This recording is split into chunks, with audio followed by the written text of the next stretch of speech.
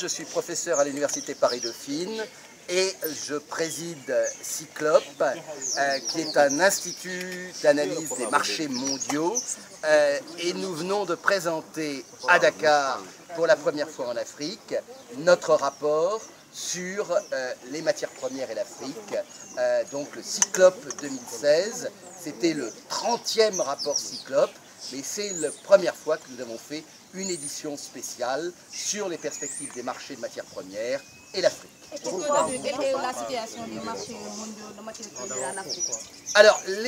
Alors pourquoi l'Afrique? Parce que l'Afrique représente en termes d'enjeux de développement le continent, à mon sens, le plus important au XXIe siècle, que les matières premières comptent énormément pour le développement africain, alors que, paradoxalement, l'Afrique compte assez peu pour les matières premières. Et donc, l'Afrique a vu sa place sur les marchés de matières premières diminuer ces dernières années, même si, je le répète, la plupart des économies des pays africains restent extrêmement dépendantes vis-à-vis de la production et de l'exportation de matières premières. Alors, vous ne souhaitez pas le Sénégal alors, la situation, nous publions ce rapport, nous l'avons publié au printemps 2016 pour le rapport Cyclope, et donc à l'automne 2016 en français et en anglais pour le Cyclope Afrique. Nous sommes dans une situation dans laquelle les marchés ont fortement baissé. Nous sommes sortis de ce qui passera probablement dans l'histoire comme le choc de 2006-2014. Entre 2006 et 2014, tous les marchés ont flambé, à l'image du pétrole, des minerais et métaux, des produits agricoles, du coton pour le Sénégal bien entendu. Et aujourd'hui, nous sommes dans une phase où les prix sont orientés à la baisse. On a peut-être touché une sorte de plancher au début de l'année, à l'image du pétrole. Le pétrole était à 150 $ le baril en 2008, il était encore à 120 $ le baril au début de 2014. En janvier dernier, il était en dessous de 30 $ le baril. Aujourd'hui, il se balade entre 40 et 50 dans l'attente des décisions que prendront la Russie, l'Arabie Saoudite et quelques autres producteurs. Mais ce que je dis sur le pétrole est valable sur de très nombreux autres produits sur lesquels les baisses sont relativement fortes, qu'il s'agisse des produits agricoles, qu'il s'agisse des minerais et métaux.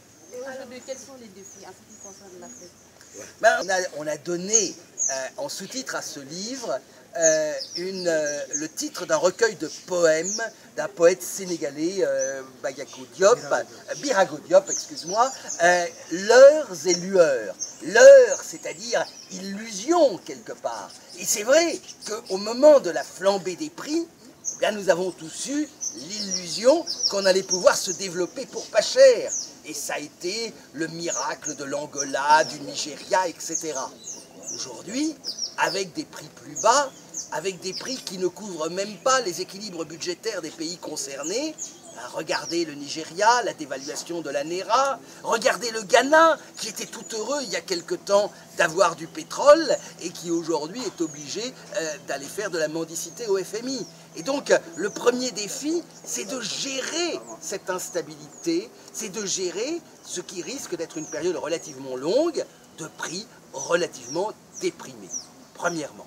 Et au-delà, bien entendu, que l'autre défi, c'est d'être capable de gérer la rente des matières premières.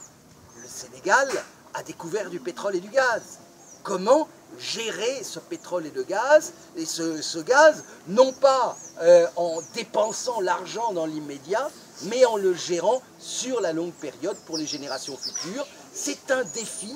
Et c'est un défi extraordinairement difficile quand on regarde ce qui s'est passé au Moyen-Orient, ce qui se passe au Venezuela ou même en Russie. Est-ce qu'il n'est pas temps d'impliquer davantage les nationaux au moment où les étrangers sont là, ils occupent pratiquement les marchés? Alors, les marchés sont mondiaux. Et de toute façon, aujourd'hui, le prix mondial d'un produit, personne ne le contrôle. À un moment donné, regardez le prix du pétrole aujourd'hui, il se balade entre 40 et 50 $. Si vous êtes capable de me dire que l'Arabie Saoudite et la Russie vont être capables de faire un accord et de réduire leur production, le prix monte. S'ils n'en sont pas capables, le prix va baisser. Personne ne contrôle les prix mondiaux. Et ce seront ni les Africains, ni les Asiatiques, ni les Européens.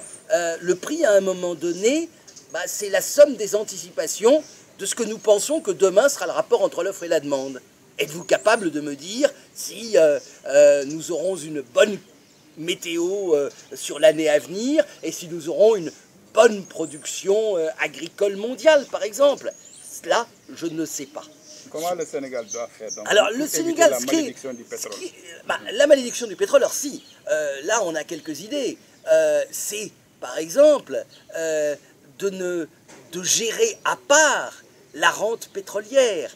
Un peu ce qu'a fait la Norvège. La Norvège a créé un fonds dans lequel ils ont mis de côté l'argent, les taxes, les royalties que l'État norvégien touchait sur la production de pétrole, ils l'ont mis de côté. Aujourd'hui, ce fonds, il est de 800 milliards de dollars et il est destiné aux générations futures.